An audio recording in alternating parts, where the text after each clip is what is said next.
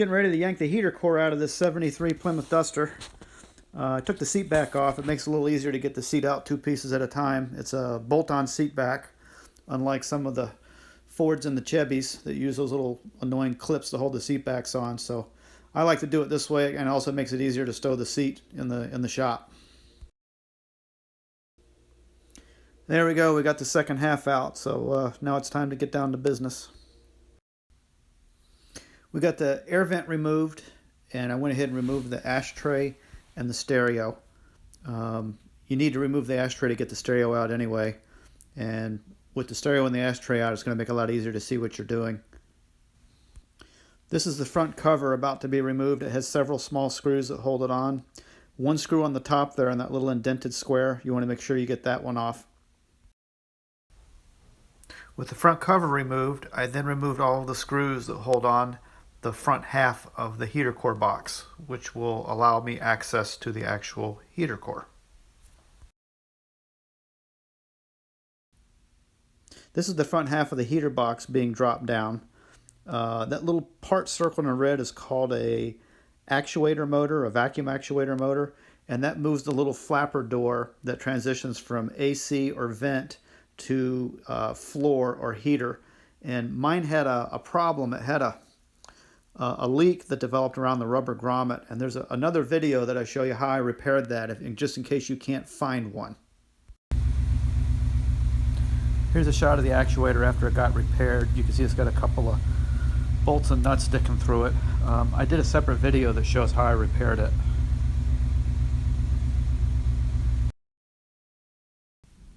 Here you can see I have the front half of the heater box removed, and you can see the actual heater core in the background. So that's pretty much all you have to do to get the heater core out. Of course, provided you've disconnected the hoses and the bracket on the other side of the firewall. There's a shot of the old heater core, and you can see the corrosion where it was leaking. Really all you have to do is just reach up in there and pull it out. It's very straightforward, and there's a lot of room under the dash. There's the front half of that box sitting outside of the car. You can see the original foam is in excellent shape. Just kind of take a look and see where all the mounting holes are. That gives you a good idea where you have to go to remove them before you can get that box off. That way you don't break any of the ears off.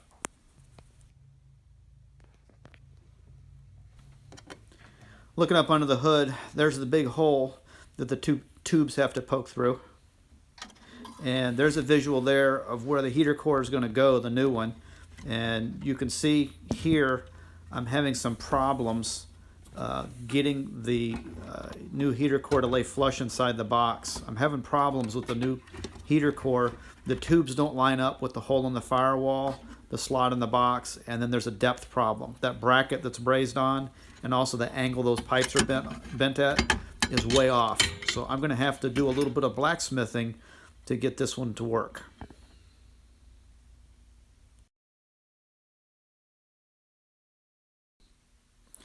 Taking a look at both of the heater cores laying side by side, the replacement one is on the right hand side. You can see where I drew those little red lines. You can see where the tube running along the tank is kind of parted off at an angle versus the factory one where it lines up with the tank. That's one of the problems I got with getting it to line up with the box in the car and the hole in the firewall. You can also see here where I've massaged the pipes, and now they're both in about the same position. And just to make it confusing, I switched sides. So the original one's on the right-hand side, now the factory one's on the left. And you can see how I basically gone in and very carefully massaged those over by hand, being very careful not to crease the tank while I'm doing that, because anywhere you create a crease, you're going to create a stress riser that might crack and leak later. You can see here I pretty well got the pipes to line up nicely. I got the depth pretty close. Everything is fitting up nicely. I did have to actually go in and reposition that bracket and re-braze it in place once I got the proper angle, because the depth was off. And you can see everything's laying in there pretty flush now. Here I stuffed some foam in that hole there. That was some expanding foam I got at Lowe's. Comes in a roll. That worked out really good. And so I'm pretty much ready to button it up.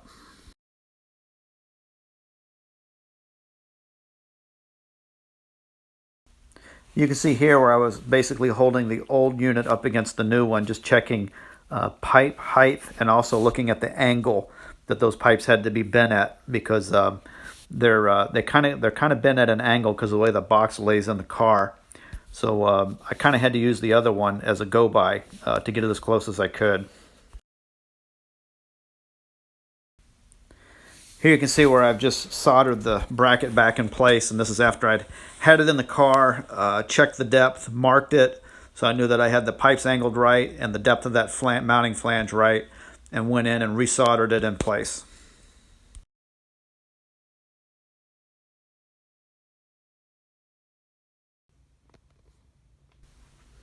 There it is sitting on the bench. I had to make a new gasket where it passes through the firewall. The other one had disintegrated off the old unit. So I just took an old bicycle inner tube and cut it to fit, and marked it, and very carefully cut out some tiny holes and slipped it over those tubes, and that'll work good enough to seal the firewall up to keep gas fumes and any kind of moisture from entering the car. You can see, kind of see a good look right there. You can see how those pipes are angled. See, they're not really like parallel to the heater core. They actually do go in at an angle.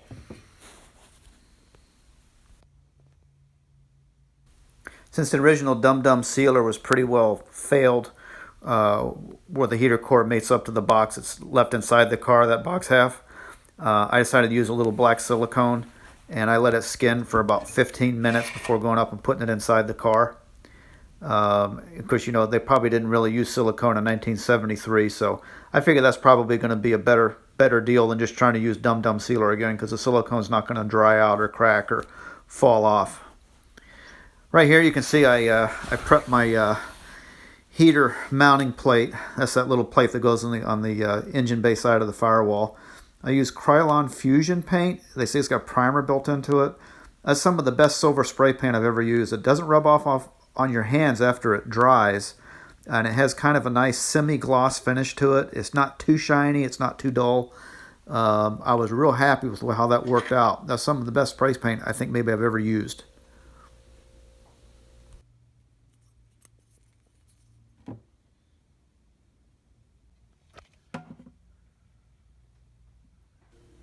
There you can see I got the tubes poking out the firewall. I got my gasket mounted, got my plate on. They're pointing in about the best direction I can get them to point. I still don't think they point out as good as the factory ones did, but I don't think it's going to be too noticeable once those hoses are put on. Just showing you how nice that silicone sealer squeezed out when I bolted those two halves back together. It did what I hoped it would do. And it's really just to prevent air leaks. It's not really for fluid or anything. When we had the car apart, we went ahead and refurbished the face of our heater vent AC controller. Here's before, after. And we also repurposed our 4x10 dash speaker and converted it to a pair of 4-inch Pioneer speakers. We basically just used the old speaker and converted it into a bracket.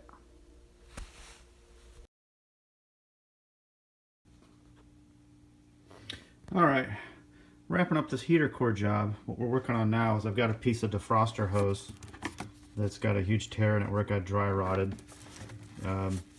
That's where the light shines through on the dash with the vent on it. It would go like this.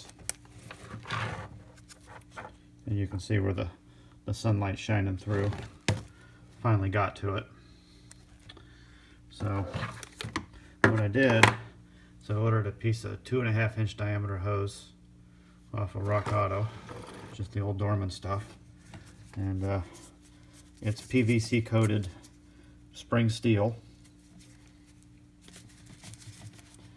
I'm sure it'll get the job done. It certainly isn't as robust looking as the factory unit, which looked like it was some sort of rubber coated fabric with flattened wire. And the factory one had a nice band on one end which would pull it down to just a little under 2.5.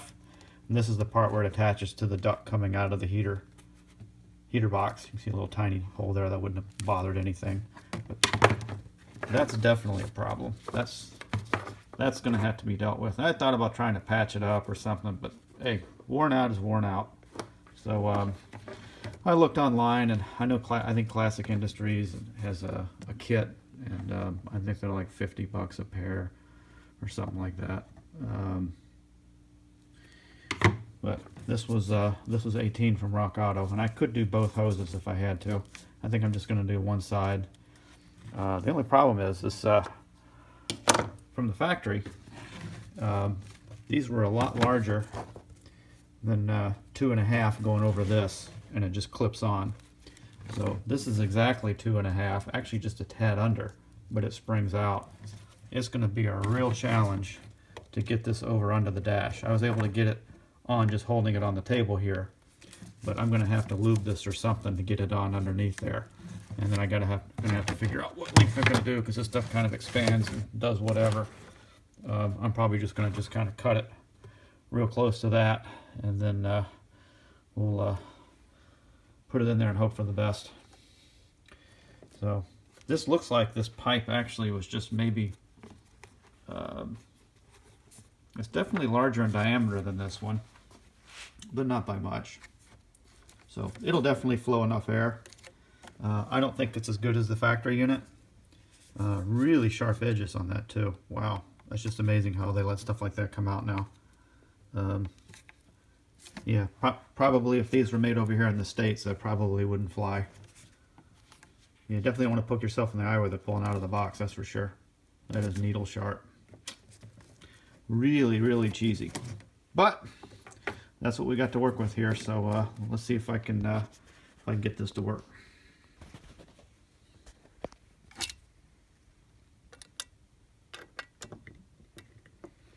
You can see coming across here, we're right at 2.5 OD. So I definitely ordered the right hose, but that is going to really be a chore to get this to go on. Really almost don't even need these factory clips, but I'm going to slide it over them anyway. The only problem is once this is in the dash, if this clips over and it needs to come back off for whatever reason, that is going to be really tough to get that off. So I better make sure I get this cut to the right length and hope everything works out.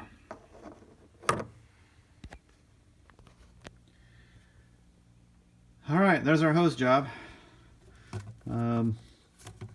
Still not sure if I got hosed with this piece of China stuff, but we'll see. All I have to do is slide it over this sucker right here with it in the car, and with it being exactly 2.5 inches in diameter and going over those clips. That's going to be real fun.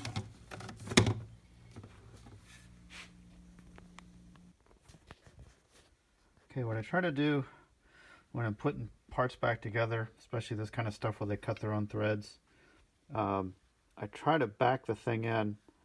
Turning it in reverse doesn't work too good on plastic with speed nuts. So what I try to do is go in by hand, and I can feel it when it starts to go in, and then I know I'm not going to cut another thread into it. Then I can go over with this and put it on.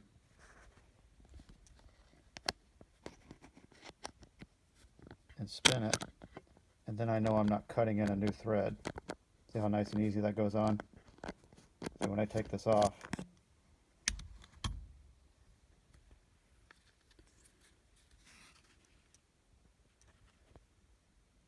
you can see I'm still cutting into the same threads, and that's what you want to do. Okay, just poking our head up underneath there. You can see I got all of those fasteners cinched down. That's all you have to do because they're plastic. Now I've got to get in there and get that hose on there. That's going to be the fun part. I did go ahead and squirt the inside of it with a little bit of Meguiar's Natural Shine Protectant just to lube it up. Okay, time to tackle this monster. Ooh, please get on there. Oh, that was rough. Actually, it wasn't too bad. Putting the lube on there made it slip on a little easier. And I did have to use a blunt instrument to snap that top ring over that little clip. But it popped right on, and that ain't going anywhere. There's a nice shot showing how well the tubes come up out of the box and made up to the firewall. So it just about turned out perfect. With the new defroster duct hose hanging down, all I have to do is move over that heater box cover. It's going to have to go over here, and then of course I have the heater duct outlet or floor outlet that's going to bolt up under here, and then all I have to do is put the stereo back in, put the vents back on, put the seat in, and then she's all back together. Hard part's done.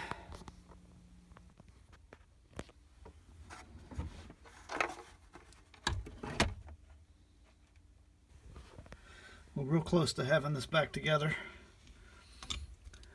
I got the big plate back on. I gotta come over here on the side,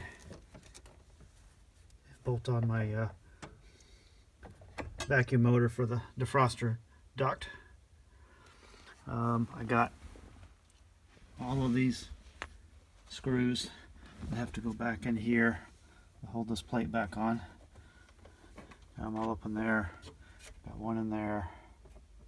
I already did the one on the top right here. I'll get all those done, and then I can put in the radio and the ashtray, and that'll pretty well button it up. Then we'll just, I guess we'll throw on the glove box in the seat, and she's done. There's a shot of the finished install with the defroster duct hose on the passenger side. The bottom part of the hose where it attaches to the heater box or the heater duct outlet was a nice firm press fit, so it's not going to need any zip ties or anything to hold it on. Right. How y'all doing? We got her all back together except for one thing. We got our new tubes picking out the firewall here. We're gonna have to hook up our hoses.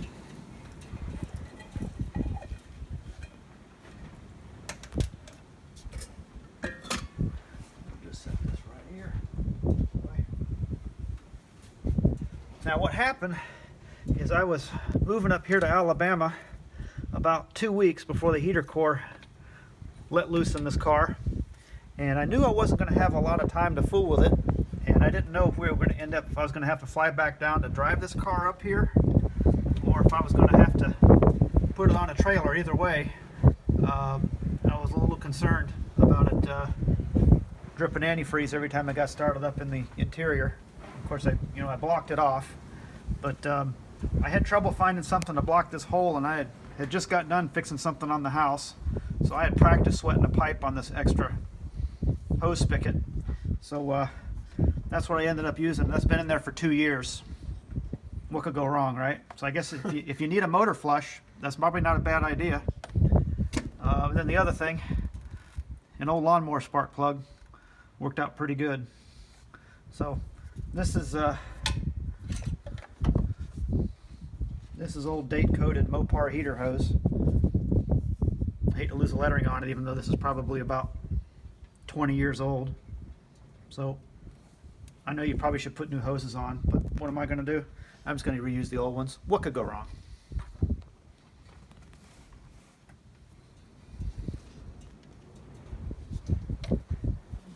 We'll do the small one first. Yep, I think we'll run it right under just like that. That'll be fine. I don't think we want to run on top of that. I don't even remember how that went. I'm kind of thinking maybe it should go over it, but well, if it don't like that, we'll just have to move it. So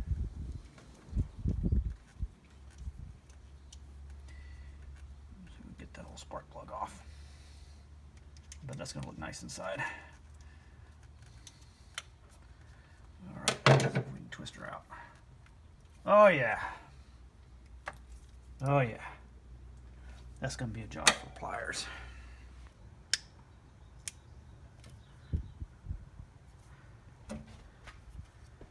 Oh, looks like we cut threads in this bad boy. Hopefully nothing will come gushing out. All right. Okay. Okay.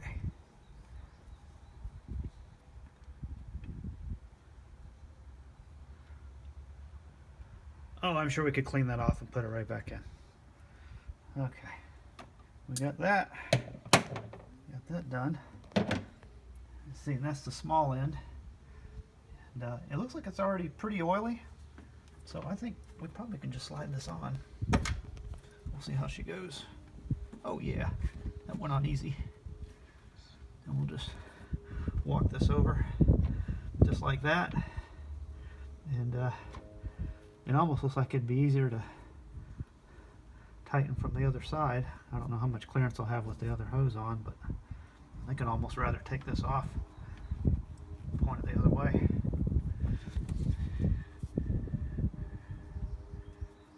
Sit it on like that. There's plenty of room to strap that on in there. I think I might just grab it. I might grab it in a new spot right there. That should be fine. And go right in here. We'll get her tightened up. I'll come over just a little bit so I got room to move my tool.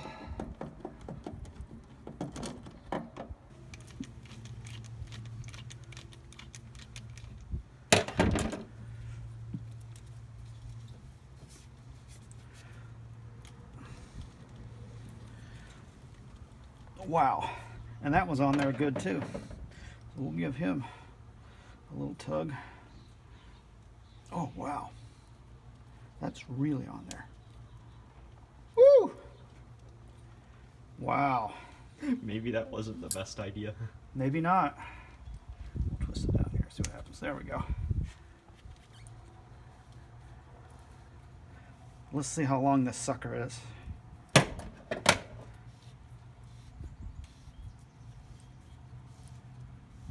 A little more, a little more. Keep going, keep going, keep going, keep going. Oh yeah, oh yeah. There we go. So I felt pretty good about having it down that far and clamping it. That thing had a long ways to slip out before I had a problem. And it turns out, it looks like these valves, they're antifreeze proof. Yeah, I'll clean that up. That's a quality item. I'll put that back in service on the house. Just don't drink out of the hose. All right, see if we can slip this sucker on. It should just go right on. I'm tempted to cut this hose, but I don't want to lose my length. And if it weeps a little bit, then I'll probably go get a fresh hose. And we'll just set this on, I guess about like that. I got it over my, once I got a little less room to work with this. We'll loosen that up just a little more. Okay. Got that on there pretty good. Oh yeah, that's on there. But you know what? That's gonna give me a bad time probably. I may have to just come in with I'm gonna have to grab a ratchet. I'll be right back.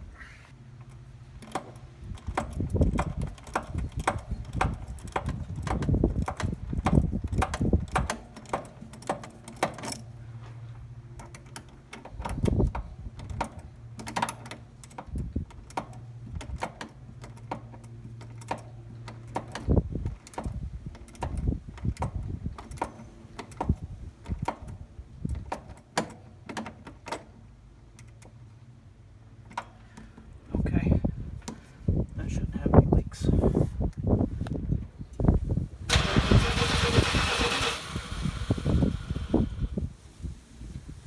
Let's fire it up.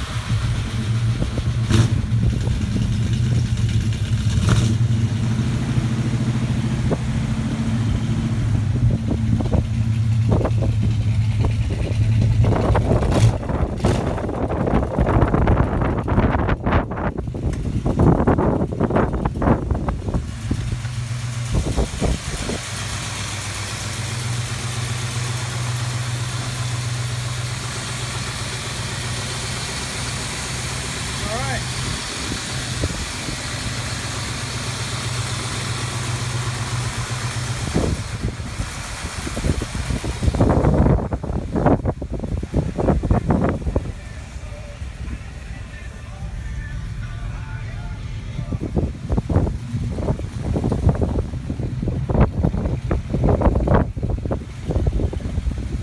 Time for a road test.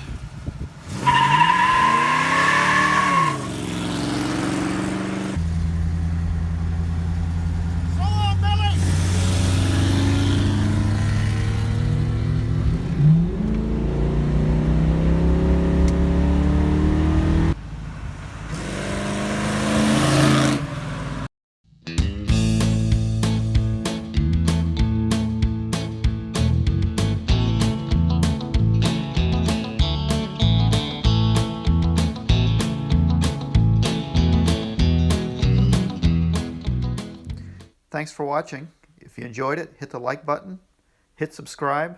We got a lot more coming.